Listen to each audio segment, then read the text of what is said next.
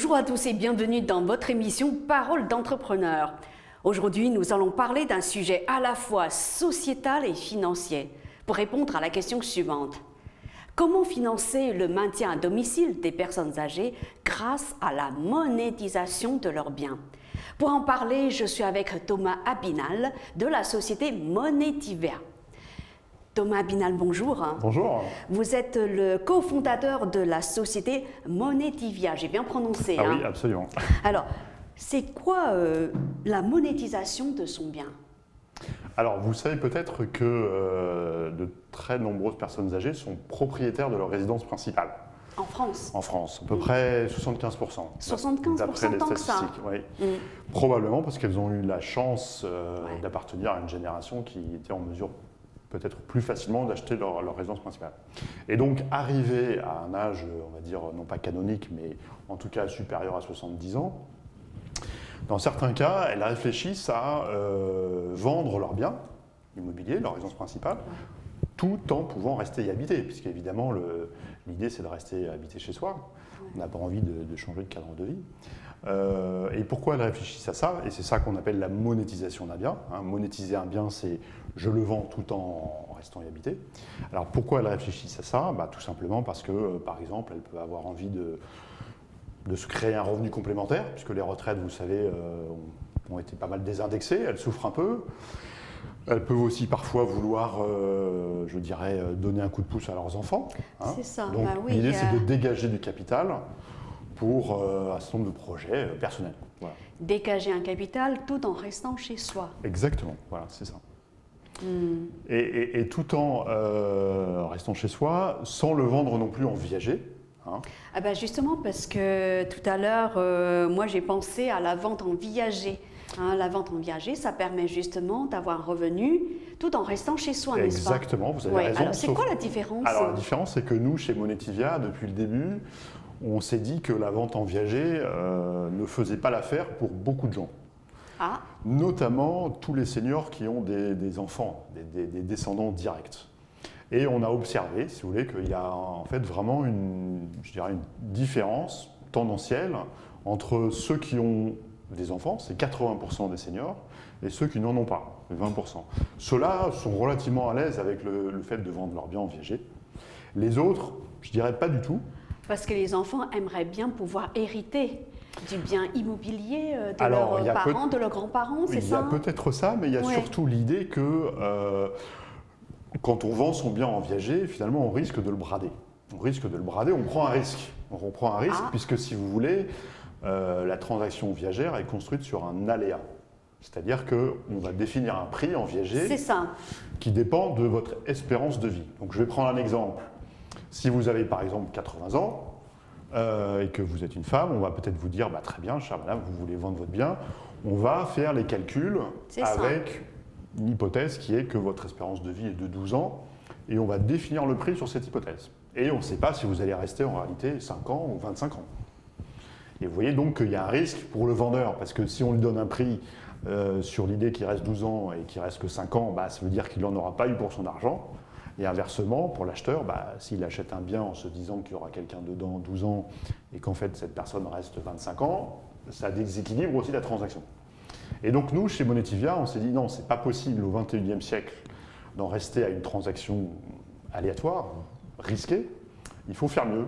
Et pourtant, c'est une formule qui a fait ses preuves quand même.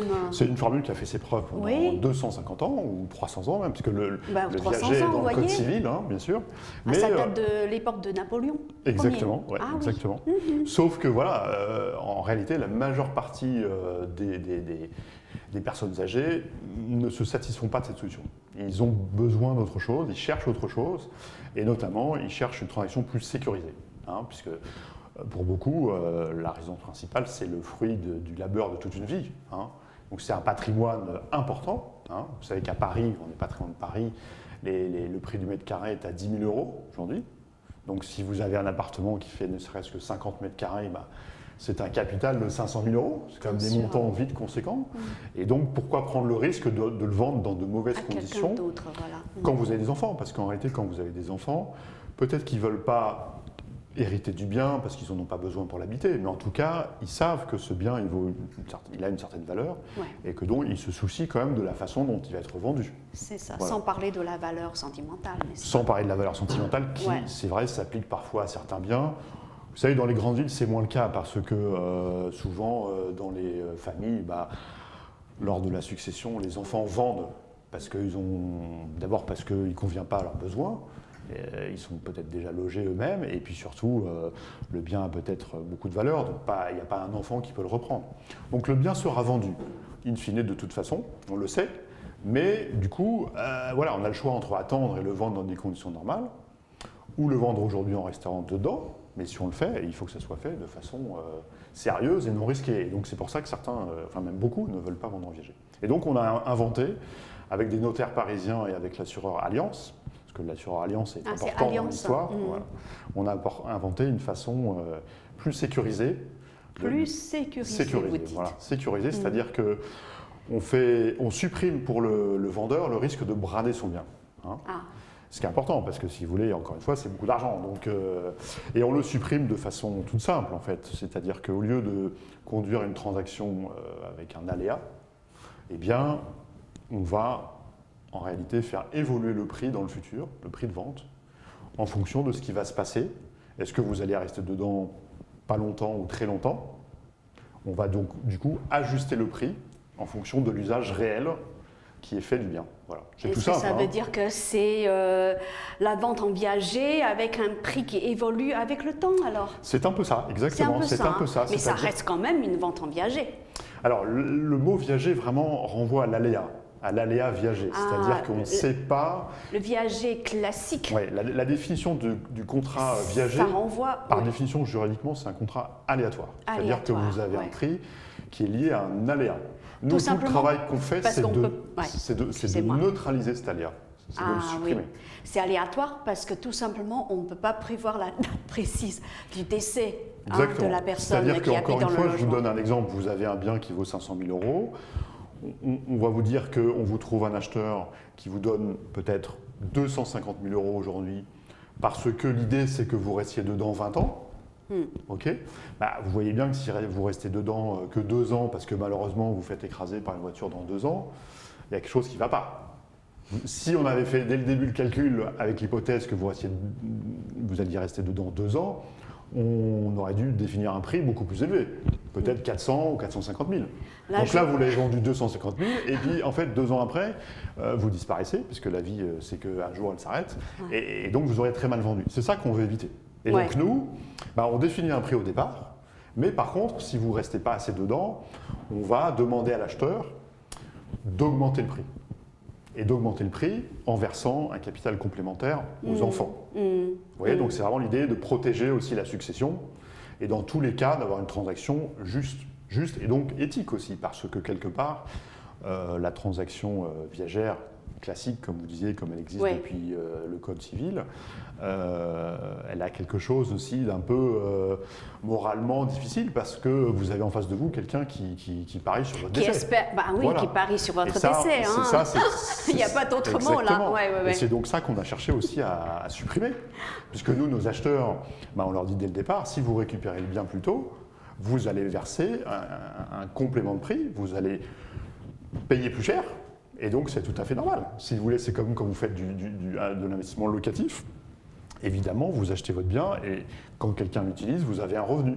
Là, c'est l'inverse. Vous avez un prix qui évolue en fonction du nombre d'années pendant lequel vous avez, ce qui n'est pas un locataire dedans, mais une personne âgée qui reste chez elle. Ouais. Donc, on supprime l'aléa viager et de ce fait, on supprime le risque de brader son bien pour le vendeur. C'est ça. Et on supprime, je dirais, le pari sur la mort qui est assez insupportable, en tout cas pour beaucoup, dans le viager. Voilà. Donc, l'idée, c'est pas de dire que le viager, c'est pas bien. Comme vous dites, le viager a fait ses preuves. Il convient bien à une petite partie de la population, ceux qui n'ont pas d'enfants, mais il y a tous les autres, et c'est ceux-là qui nous intéressent, ceux qui ont des enfants. Et encore une fois, c'est 80% des seniors français. Donc, oui, quand vous regardez de près les données INSEE, vous avez 80% des femmes qui ont des enfants. Donc voilà, mathématiquement, c'est ces chiffres-là qu'on retient.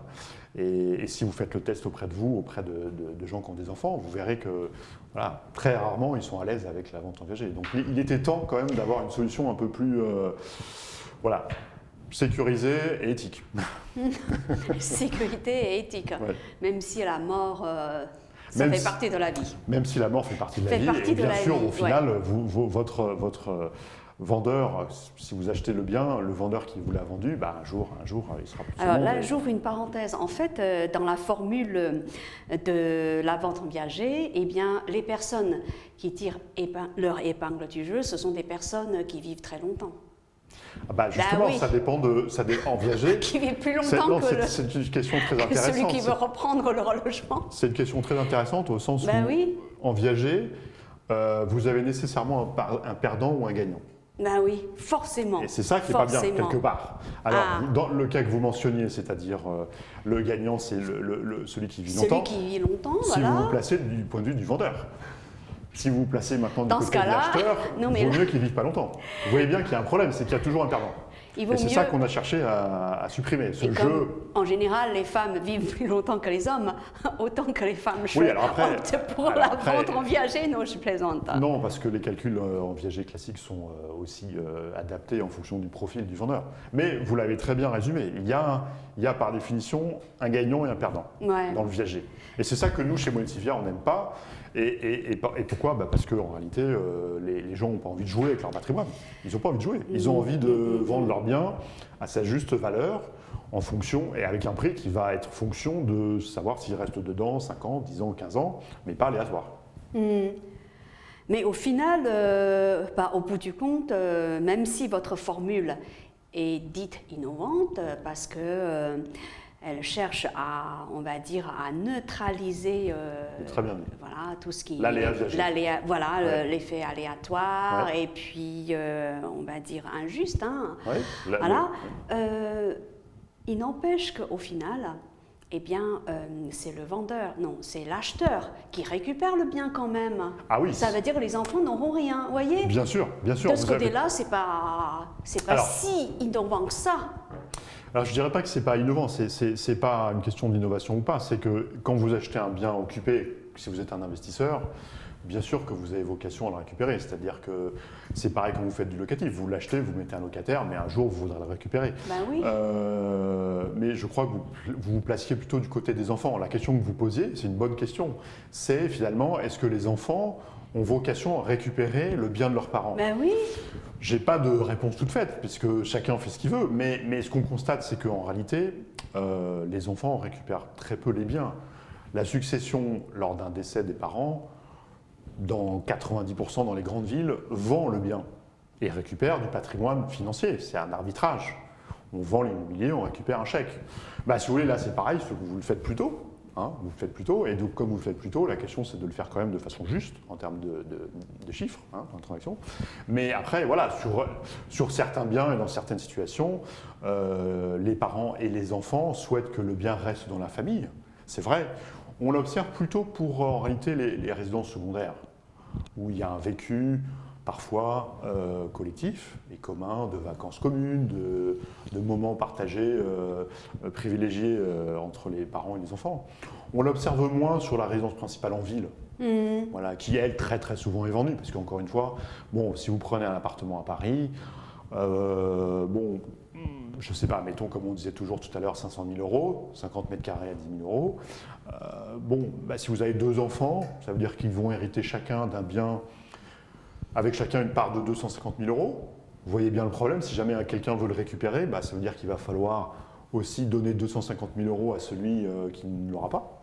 Il va falloir indemniser le frère ou la sœur qui ne l'a pas. C'est ça. C'est très souvent impossible. C'est pour ça que les biens sont très souvent vendus, parce que, d'une part, les fratries qui en héritent n'ont pas les moyens, entre guillemets, que l'un des membres de la fratrie récupère le bien. Et puis 2, très souvent, les gens n'ont pas besoin de ces biens-là, parce qu'ils sont déjà logés, ils ont déjà fait leur vie, ils sont éventuellement à l'étranger. Donc voilà, ils n'en ont pas besoin, et c'est pour ça que très souvent, ils vendent. Ils vendent et après, ils vendent et puis ils récupèrent un capital financier dont ils font ce qu'ils veulent. Ouais. Il y a une question qui vient de me traverser l'esprit. Alors, dans l'idée ou plutôt dans l'objectif de garder le bien au sein de la famille, est-ce qu'il y a des cas où les enfants, où les parents vendent en viager à leurs enfants? Est-ce que ça existe, ça? C'est pas forcément... Alors, comme ça, le bien, il reste... Là, vous parlez du viager classique. Viager classique, mais entre les membres d'une même famille. Si vous voulez, c'est un petit peu quand même... c'est un petit peu contre-intuitif au sens où souvent, les enfants ont quand même vocation à transmettre le patrimoine, c'est-à-dire à le donner. Oui. Donc, si vous demandez à vos enfants de le racheter, déjà, ça veut dire que logiquement, vous n'allez pas... Vous allez consommer cet argent et pas leur rendre, parce que sinon vous allez leur vendre et après récupérer un chèque que vous allez leur rendre, ça fera des droits de succession pour rien. C'est vrai. Donc ça c'est un peu contre-intuitif. Là, en fait, je confonds la succession et la vente en viager, n'est-ce pas? Oui, c'est vrai. Et puis après, et ça c'est pour la vente en viager classique, même si nous on ne la pratique pas, vous avez juridiquement, pour qu'elle se fasse dans de bonnes conditions, vous devez avoir un aléa. C'est-à-dire que l'acheteur et le vendeur ne sont pas censés se connaître. Et on est censé faire les calculs de façon transparente par rapport à des barèmes, etc. Si vous vendez à vos enfants, ça peut aussi faciliter les manipulations de prix et le fisc n'aime pas ça. Donc, ça, c'est vrai. Voilà, c'est pas non plus très recommandé. Mais surtout, je vous disais, c'est pas dans l'ordre des choses parce que les parents ont quand même plutôt vocation, vous avez raison, à transmettre du patrimoine. Exactement. C'est ce qu'on disait juste avant, pas forcément à transmettre le bien, parce qu'il sera vendu, mais à transmettre le patrimoine, c'est-à-dire la valeur. Ok. Alors maintenant, on va aborder la question essentielle de votre formule dite innovante. Comment vous ajustez les prix en fonction de l'évolution de la situation? Alors là, vous voulez qu'on rentre un peu dans la mécanique du contrat, c'est quand même l'aspect le plus important pour faire comprendre à nos téléspectateurs comment ça marche alors, par des exemples concrets. Absolument, c'est l'aspect évidemment important, puisque c'est là-dessus qu'on a travaillé longtemps avec des notaires et avec Allianz. Alors c'est tout simple. Vous avez 80 ans. On va d'abord commencer par regarder la valeur de votre bien de façon attentive, puisqu'il s'agit déjà de bien le valoriser au départ. Donc on va s'attacher à le valoriser au même prix auquel vous le vendriez aujourd'hui si vous le vendiez de façon classique. Ça, c'est le premier travail qu'on fait. Et après, on va se dire... Petite question avant de vous laisser poursuivre votre discours là. Les gens qui vendent en viager, c'est souvent à partir de 80 ans alors? On ne peut pas le faire avant? La moyenne d'âge qu'on constate, c'est à peu près 75 ans. 75 ans, entre 75 et 80. C'est clair, d'accord. Donc je vous ai pris un exemple à 80, mais j'aurais pu le prendre à 75 ans. Ça marche, c'est pour savoir comment ça marche, parce que les gens ils vont se dire... qui varient un petit peu.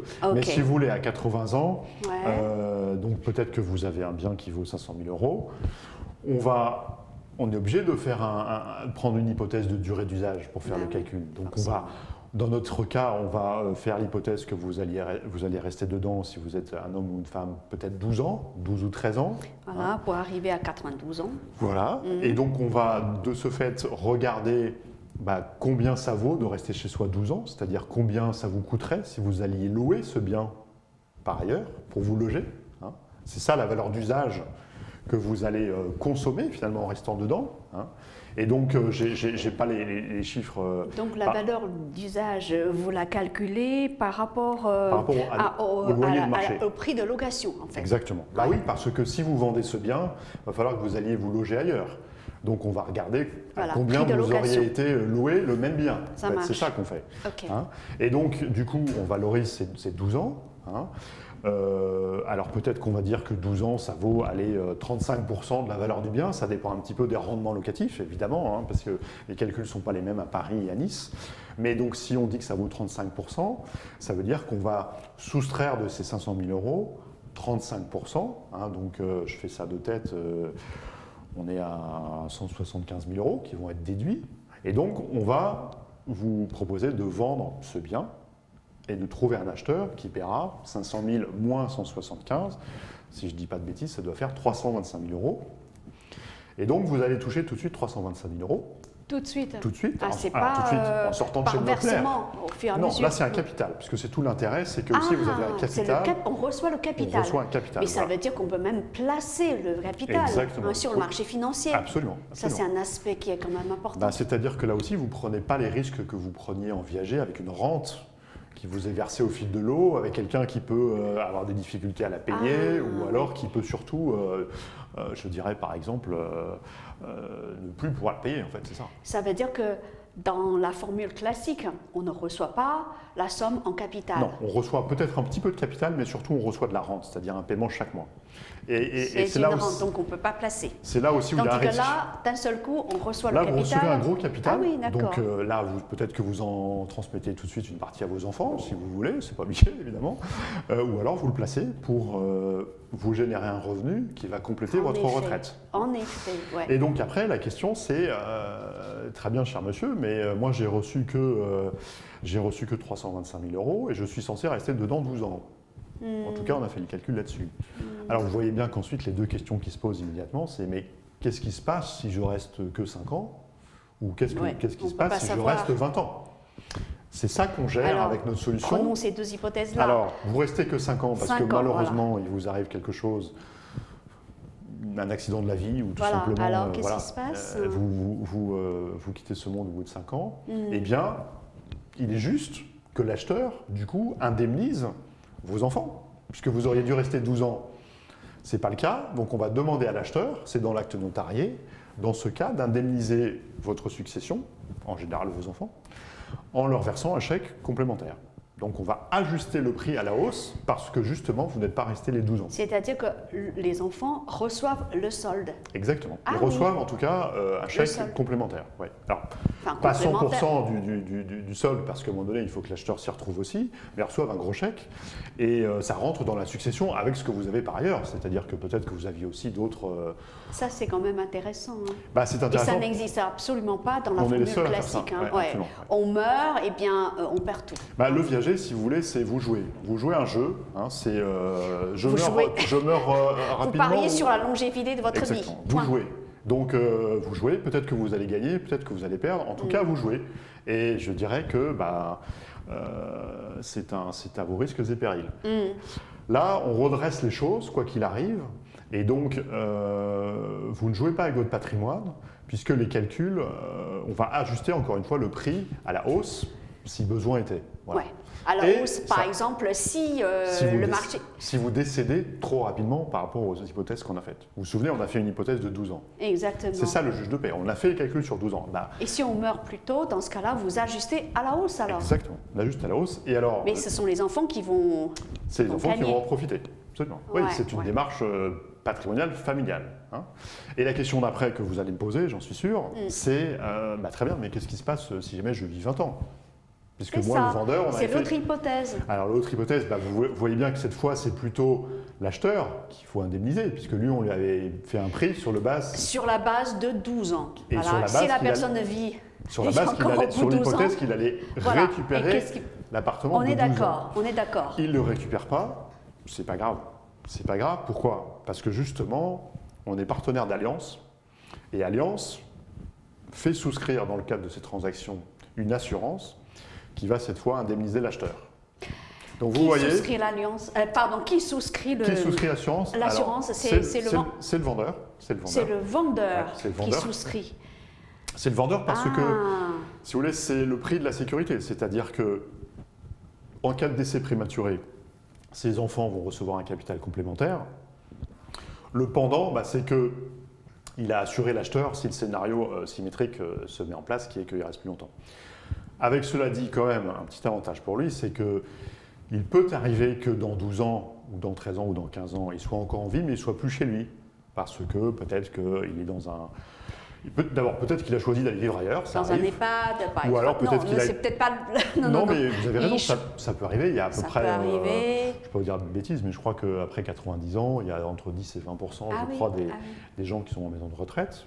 Parce que je dirais qu'ils ont été contraints... d'être accompagnés en termes de soins. Voilà. Et donc, cette assurance peut aussi, dans ce cas, bénéficier au vendeur. C'est-à-dire qu'il l'a souscrite pour le cas où il était chez lui, pour indemniser l'acheteur. D'accord? Mais s'il n'est pas chez lui, l'acheteur n'a plus besoin d'être indemnisé et il va donc récupérer cette assurance. Donc c'est aussi pour lui une forme de prévoyance.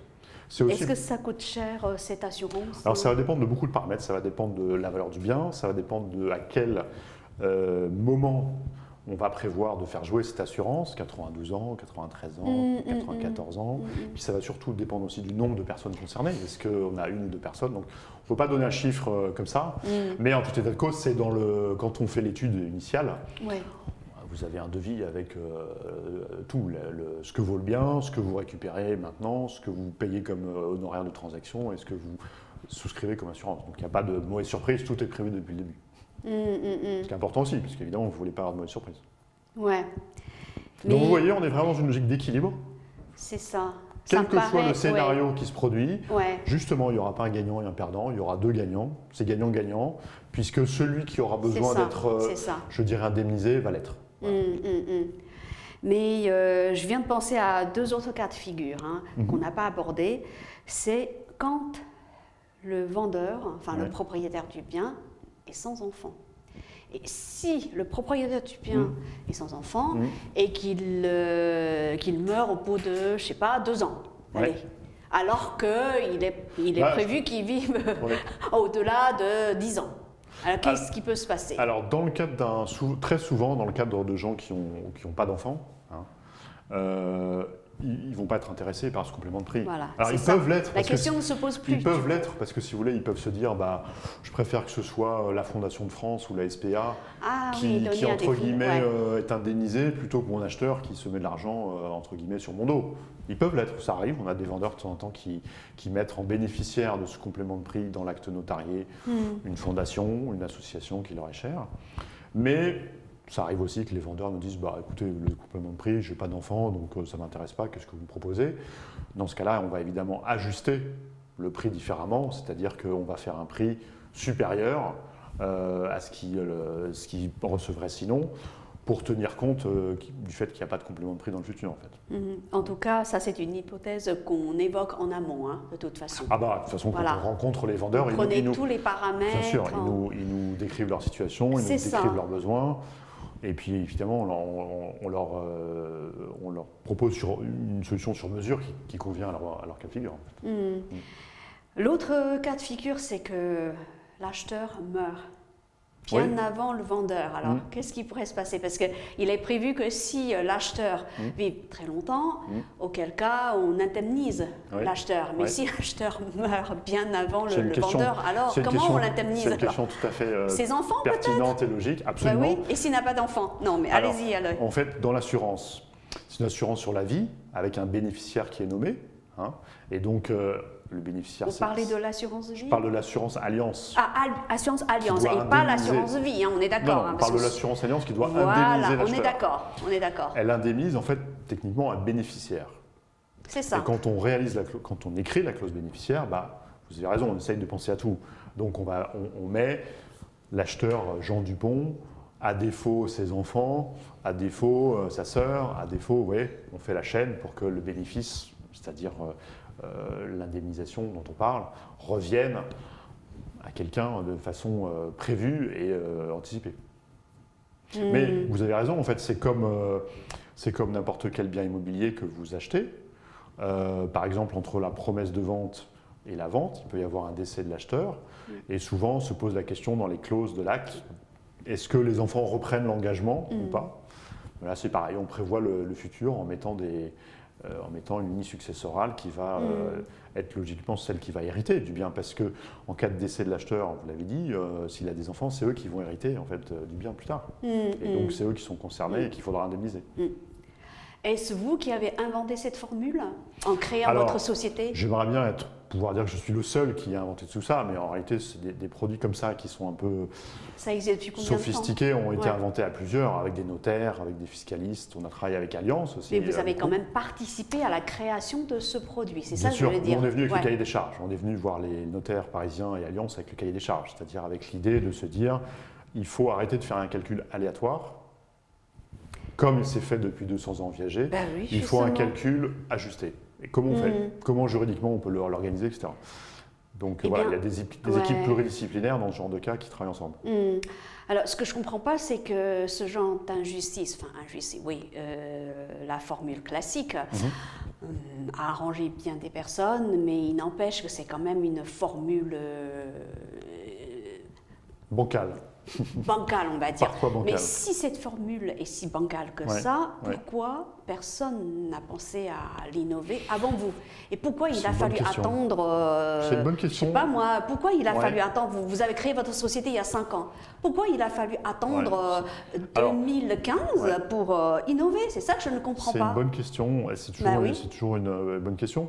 Moi, je pense qu'il y a deux raisons principales pour lesquelles ça n'a pas été fait avant. D'abord, souvent ceux qui innovent, c'est les acteurs économiques qui sont déjà sur le terrain. En l'occurrence, les sociétés spécialisées en viager vivaient très bien. Il y avait un marché qui se développait. J'ai envie de dire, elles n'avaient pas forcément besoin d'être inventives pour renforcer leur business. Vous savez que souvent, l'innovation, ça vient quand même d'un aiguillon qui est qu'il faut faire des... Ça peut être une explication, il faut trouver de nouvelles sources de chiffre d'affaires, etc. C'est une des pistes possibles. Et puis il y a une deuxième piste qui est que peut-être que les assureurs, et je crois que c'est aussi assez vrai, avant Allianz ne se sont pas tellement intéressés à ce sujet-là, ce sujet de neutraliser l'aléa viager, probablement parce qu'elles trouvaient ça compliqué, et probablement parce que par ailleurs elles étaient aussi, à l'aise avec un certain nombre d'autres risques sur lesquels elles travaillaient déjà, qu'elles connaissaient peut-être mieux et sur lesquels elles gagnaient déjà très bien leur vie, probablement, c'est aussi ça probablement. Pour autant, il faut rendre justice aux notaires, car le notariat avait déjà imaginé au début des années 2010-2011, je crois. Vous savez que les notaires, chaque année, font un congrès, et dans ce congrès, ils travaillent beaucoup, en fait. Ils ont la raison d'être de ce congrès, c'est aussi de faire avancer le droit et de réfléchir à comment proposer des solutions à la société.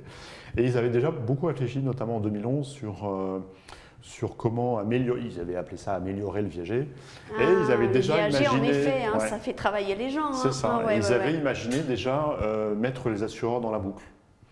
Alors après, peut-être qu'ils ne l'ont pas fait parce que, je ne sais pas, entre le travail de réflexion et le travail, je dirais, de pratique, ils n'ont pas eu le temps de s'en occuper après, peut-être. Mais probablement qu'on a trouvé un écho favorable chez les notaires à cette initiative parce qu'ils avaient un petit peu déjà travaillé dessus, je pense. Quand vous parlez d'Allianz, c'est Allianz, c'est l'assureur américain? C'est l'assureur allemand. Vous savez, Allianz, c'est le grand assureur allemand. C'est allemand. C'est le premier assureur européen. Allemand, hein? Oui, Allianz allemand, qui a racheté en France notamment les AGF il y a très longtemps. Comment avez-vous réussi à convaincre Allianz à travailler avec vous alors? Écoutez, puisque c'est si compliqué. On a dû les convaincre. Je crois qu'en fait, on les a convaincus que c'était tout à fait en phase avec leur vision de leur métier. On est tombé sur un certain nombre de gens chez Allianz qui probablement définissaient leur métier comme aussi consistant à sécuriser un certain nombre de marchés. Sécuriser des marchés et des besoins qui sinon ne trouvent pas à s'exprimer. Par exemple, à l'époque, je sais qu'ils réfléchissaient aussi beaucoup sur comment permettre au marché de vous savez, tout ce qui est autopartage, location entre particuliers, etc., de fonctionner. Et ce marché-là avait besoin d'assurance. Les assurances n'existaient pas. Donc, et toutes ces transactions-là, c'est des transactions qui ont besoin de sécurité. Et un assureur peut être vecteur de sécurité dans une transaction. Et donc, on est tombé, je crois, sur des gens qui ont aussi, à ce moment-là, vu leur rôle d'assureur comme étant de devoir apporter de la sécurité dans ce certain nombre de transactions. Et voilà. Et du coup, ils ont vu aussi, je pense, le besoin sur le marché totalement insatisfait de seniors qui n'avaient pas de solution à leur disposition. Parce que, encore une fois, c'est 80% des gens dont on parlait qui ont des enfants. Faites une petite enquête autour de vous et si vous interrogez sur le viager, il y a très très très forte chance qu'ils s'en aillent en courant. Je suis peut-être un peu caricatural, mais pas tant que ça non plus. Est-ce que c'est une innovation française? Nous sommes français, donc on va dire que c'est une innovation française, oui. Mais bon, après, c'est une innovation surtout financière et... financière, bien sûr. Financière et assurantielle. Et ce sont les Français qui y ont pensé et qui l'ont mise en place. Oui, alors c'est je pense une solution qui est intimement liée à notre droit, à notre code civil et à notre droit immobilier. Donc, par définition, peut-être les autres pays sont sur des schémas différents parce qu'ils ont un droit différent aussi. Ouais. En ce sens que vous avez su faire évoluer la vente en viager, c'est ça en fait. C'est l'objectif. On a encore du travail parce qu'on est, voilà, on est relativement jeune, donc il faut faire connaître cette solution qu'on a. Donc je rappelle, on l'a appelée la vente à prix ajusté. Si vous faites un micro-trottoir et que vous dites connaissez-vous la vente à prix ajusté, aujourd'hui peu de monde la connaissent. Donc vous voyez qu'on a encore beaucoup de travail. C'est quoi la formule la plus populaire, on va dire? Si j'interroge les gens dans la rue. Si vous dites aujourd'hui à quelqu'un est-ce que ça vous intéresse de vendre votre bien et de rester dedans, ils vont vous dire c'est du viager, forcément, parce qu'ils connaissent que ça. Oui. Donc vous voyez qu'on a quand même du travail à faire pour faire connaître cette solution. Ouais. Mais on a un beau chantier et un beau sujet parce que les besoins sont innombrables. Donc on est là encore pour de nombreuses années sur ce territoire. Évidemment. Alors, on le disait tout à l'heure, la vente en viager a fait ses preuves malgré ses imperfections. Est-ce que votre formule a fait ses preuves? Oui, aujourd'hui, on considère qu'on a fait nos preuves parce qu'on a fait quand même plusieurs dizaines de transactions. Une dizaine? Non, plusieurs dizaines. Plusieurs, excusez-moi, plusieurs dizaines en 5 ans. Alors 4 ans et demi. Même pas, parce qu'en fait, on a créé la société en 2015 mais on a commencé on est en 2020. à faire les premières transactions. Le premier acte notarié qu'on a signé, c'était septembre 2017. Vous voyez, donc ça fait en fait 2 ans après la création. Oui, à peu près, exactement. Ouais, le temps de développer le produit et puis le temps de lancer, parce que la transaction, elle vient en bout de chaîne. Auparavant, vous avez dû convaincre un senior de vous confier un mandat, ce qui vous a permis d'aller trouver des acheteurs, de leur proposer le bien. Donc tout ça, c'est toute la chaîne de l'immobilier qui met un peu de temps. Et puis surtout, vous avez des délais notariés. Donc vous savez que quand vous avez trouvé un acheteur pour un bien, en général, l'échange d'argent et la transaction se fait 4 mois après, puisqu'il y a des délais notariés qui sont assez longs et qui sont aussi le garant de la qualité du travail notarié. Et surtout en France. Surtout en France. Alors c'est long, mais c'est le gage de la qualité et de la sécurité. Et du coup, donc du coup, ça fait, allez, on va dire bientôt 3 ans. Bientôt 3 ans. Et en 3 ans, on a fait plusieurs dizaines de transactions, donc on a quand même du recul. Et puis surtout, on voit bien que les notaires sont satisfaits, trouvent ça intéressant. En tout cas, ceux à qui on a affaire. On voit bien que les clients sont satisfaits des deux côtés. Ah oui. On voit bien que les conseillers en gestion de patrimoine recommandent aussi la solution. Ah bah oui, donc, si vous voulez, conseillers en gestion de patrimoine, vous travaillez avec eux main dans la main? Oui, on travaille main dans la main. Les conseillers en gestion de patrimoine et les notaires? Oui, et puis les assureurs? Non, l'assureur, c'est l'Alliance. Et Alliance. Donc vos 3 partenaires, on va dire. Exactement. Donc aujourd'hui, on a suffisamment de recul pour, si vous voulez, savoir que ça fonctionne. Mais vous avez raison, maintenant l'objectif, c'est d'essaimer et d'industrialiser cette solution, parce que l'objectif pour nous, c'est que, dans le c'est quoi votre objectif, justement? L'objectif, c'est que tous ces seniors qui aujourd'hui ne veulent pas faire de viager puissent connaître cette solution et la mettre en pratique, donc à l'échelle nationale. Et donc l'objectif, c'est dans quelques années de faire quelques centaines, voire milliers de transactions, nous ou d'autres partenaires. Parce que le besoin est là et parce que vous savez qu'il n'y a jamais eu autant, évidemment, avec l'évolution de la pyramide des âges de personnes de plus de 70 ans. C'est une population qui est en croissance assez forte. Et puis parallèlement, il y a un effet ciseau parce que les retraites, elles, ont plutôt ont plutôt tendance à diminuer. Donc se pose vraiment la question pour certains de récupérer des liquidités. Donc, et ça, le besoin va croissant, on le voit bien. Est-ce que je peux me permettre de dire la chose suivante? Le fondement théorique de votre formule repose sur 2 piliers, ou plutôt sur 2 phénomènes. Le vieillissement de la population en France, d'un côté, de l'autre, la baisse progressive des pensions de retraite. Oui, je pense que c'est vraiment 2 piliers, 2 tendances lourdes qui poussent à beaucoup de seniors à réfléchir sur comment monétiser un bien. Et souvent, elles n'ont pas la solution. C'est pour ça qu'il faut qu'elles connaissent la vente à prix ajusté, parce que ça peut les aider. Ouais. Alors, dernière question, comment on s'y prend alors? Alors, vous savez, c'est finalement... Par exemple, on a beaucoup parlé il y a une personne qui a... Parce que moi, si j'ai bien compris, en fait, votre clientèle est constituée de personnes âgées de 70 ans. Voilà, 70 ans. Ouais. Quand on arrive à 70 ans et qu'on pense, par exemple, à la vente viager, et surtout grâce, par exemple, au bouche à oreille, on connaît votre formule, on se dit, pourquoi ne pas essayer? Et dans ce cas-là, comment on fait? On vous contacte? Bien sûr, on nous contacte. Alors, on a un site web, monetivia.com, ça peut être une façon de nous contacter, évidemment. Pour le reste, on est un peu rentré dans la technique, mais c'est fondamentalement simplement une transaction immobilière. Donc vous nous contactez et puis ensuite on vous fait une étude pour justement définir tous les paramètres qu'on a donnés, la valeur de votre bien aujourd'hui, ce que vous allez toucher tout de suite, les compléments de prix qu'on prévoit pour les enfants, l'assurance, on définit tout ça. Et ensuite, si vous voulez qu'on passe à l'action, si vous voulez, comme n'importe quelle transaction immobilière, vous allez nous mandater, le vendeur va nous mandater, nous confier un mandat de vente, c'est-à-dire qu'il va nous demander de trouver un acheteur. Et donc à partir de là, on peut se mettre en chasse de cet acheteur.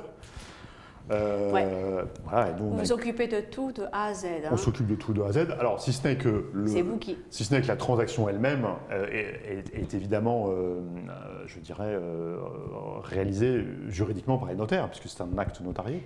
Donc, nous, on s'occupe de trouver les acheteurs. Et puis ensuite, on accompagne le vendeur et l'acheteur chez le notaire, comme n'importe quel professionnel de l'immobilier. Et on aide aussi les notaires à mettre ça en musique, pour que l'acte soit évidemment conforme à ce que les parties souhaitent et ont prévu. Mais donc rien de compliqué, on nous contacte, on fait une étude et puis on nous missionne pour trouver un acheteur. Ouais. Et la transaction, elle est bouclée au bout de combien de temps alors ? Entre le moment où on vient vous voir et… Souvent, ce qu'on observe, c'est que les vendeurs mettent du temps à maturer parce que c'est un sujet lourd, c'est un sujet patrimonial d'abord. Hein, on parle de vente de la résidence principale, donc c'est pas quelque chose que vous décidez comme ça sur un coup de tête. Donc en général, nous on fait une étude et puis les gens réfléchissent et cette réflexion, elle peut mettre 15 jours comme 2 ans. Vous savez, c'est très variable en fonction de là où vous en êtes arrivé dans votre stade de réflexion sur tous ces sujets-là. Peut-être que vous avez envie d'en parler à vos enfants, peut-être que vous avez envie de partager avec eux, peut-être que vos enfants vont avoir envie de nous rencontrer pour comprendre. C'est une décision lourde de conséquences quand même. Peut-être que vous allez consulter votre notaire. Donc voilà, là il y a un timing qui est difficilement maîtrisable parce qu'il dépend du vendeur. Le vrai, en moyenne… Le vrai, à partir de l'instant où on peut mesurer, si vous voulez, c'est à partir du moment où le vendeur nous donne un mandat, nous confie un mandat, c'est-à-dire nous demande de trouver un acheteur. Et là, je dirais que, voilà, selon les cas, on va trouver l'acheteur entre… aller 1 mois et 4 mois, peut-être, ça va dépendre, ça va dépendre du bien, ça va dépendre du type de bien, ça va dépendre aussi de sa valeur, parce qu'il y a évidemment un marché plus étroit pour des biens très importants que sur des petits biens, puisqu'on est comme dans de l'épargne longue. Donc trouver quelqu'un qui veut mettre 1 million pour un bien occupé, il y en a moins que quelqu'un à qui on va proposer de mettre 100 000 euros parce que le bien est plus petit. Donc voilà, ça inclut aussi. Et puis après, vous avez les délais notariés. Donc vous avez facilement 3-4 mois de délais notariés. Donc voilà, je dirais qu'en moyenne, si ça se passe normalement au bout de 6 mois, allez, oui, 6 mois, vous avez le fruit de tout ça chez le notaire qui vous fait un virement sur votre compte. Ok, mais en cas de conflit, alors si par exemple le vendeur a des problèmes avec l'acheteur, est-ce que ça peut arriver? Des problèmes de quel type?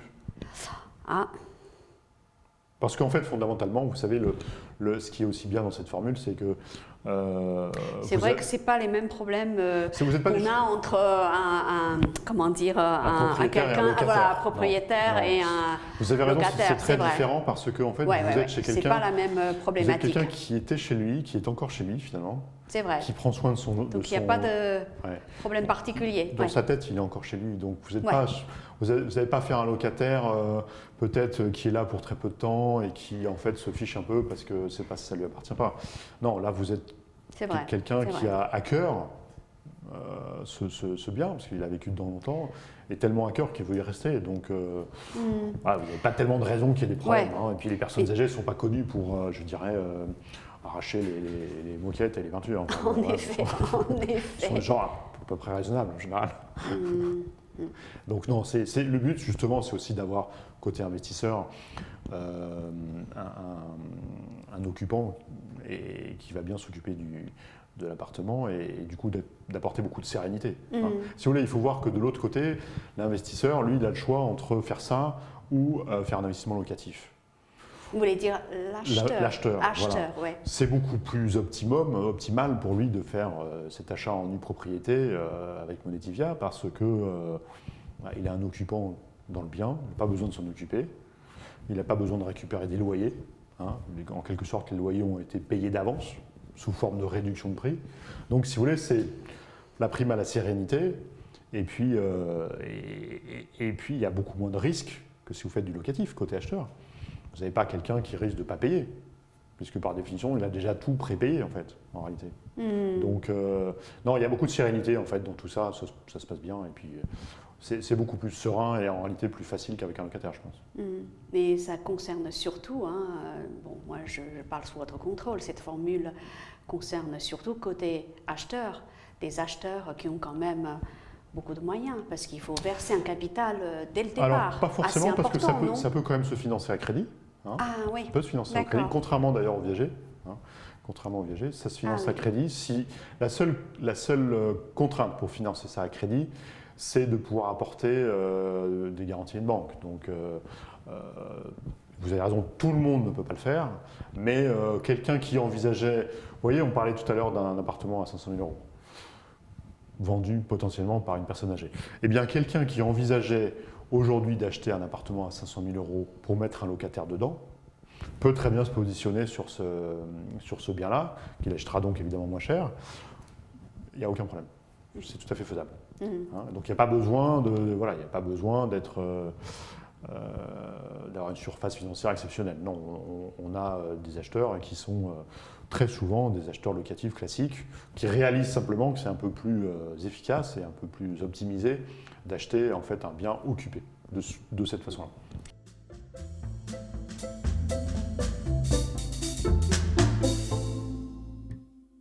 Alors, ce qui m'a conduit à monétiser ma résidence, c'était de pouvoir bénéficier d'un complément de ressources pour être plus à l'aise dans la vie qui me restait. Cette solution me permettait de rester dans cet appartement jusqu'à la fin de mes jours. Et puis parce que j'avais trouvé que dans ce contrat, il y avait beaucoup d'équilibre entre l'investisseur et moi-même dans cette solution. Si je devais partir avant, pour X ou Y raison, ou tout simplement décéder, mes héritiers bénéficieraient d'un complément de prix qui est calculé d'année en année, différent bien sûr, puisqu'il faut aller jusqu'aux 16 ans de l'usufruit. Donc c'est intéressant, et ça n'existe nulle part ailleurs, il faut le dire, c'est important. Ce qui a changé dans ma vie, c'est que maintenant je suis plus à l'aise financièrement, que je n'ai plus à me faire de soucis sur ce que je peux dépenser qui dépasserait mon budget, et je peux profiter de la vie en toute tranquillité.